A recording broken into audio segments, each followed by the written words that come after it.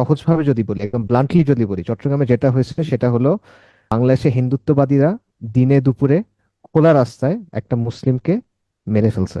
এখানে অস্পৃশ্যতার কোনো সুযোগ নাই। আপনি যদি শুধু এই লাইনটাই চিন্তা করেন যে এই ঘটনাটা ঘটছে, তাহলে বুঝবেন যে এটা কতটা সিগনিফিকেন্ট, কতটা বড় একটা ঘটনা, এবং এটা কত বড় একটা বার্তা আমাদেরকে দেয়।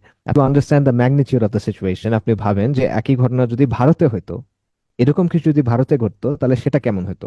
অথবা অত দূরে যাওয়ার দরকার নেই, আপনি চিন্তা করেন যে বাংলাদেশে যদি উল্টা ব্যাপারটা ঘটতো, তাহলে চিন্তা করেন যে মিডিয়া তখন কি করতো, রাষ্ট্র তখন কি করতো, সুধী সমাজ তখন কি করতো।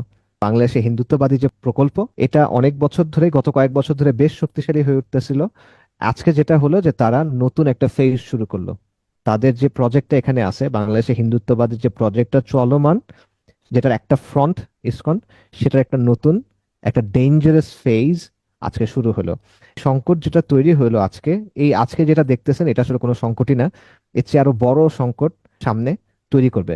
হিন্দুত্ববাদী যে প্রকল্প এবং ভারতের এক্সপ্যানশনিস্ট যে প্রকল্প, এটা বাংলাদেশের জন্য একটা এক্সিস্টেন্সিয়াল ক্রাইসিস তৈরি করে রাখছে। আমরা এখনো বুঝতেছি না এটা সামনে আসলে অনেক বড় একটা ক্রাইসিস তৈরি করবে। এটা down the line, after years, আপনারা বুঝবেন যে এটা আমরা হয়তো বা পুরোপুরি বুঝতে পারবো, এটার ওয়েটটা আমরা হয়তো বা ধরতে পারবো যে এটা আসলে কতটা সিগনিফিকেন্ট একটা ইভেন্ট ছিল।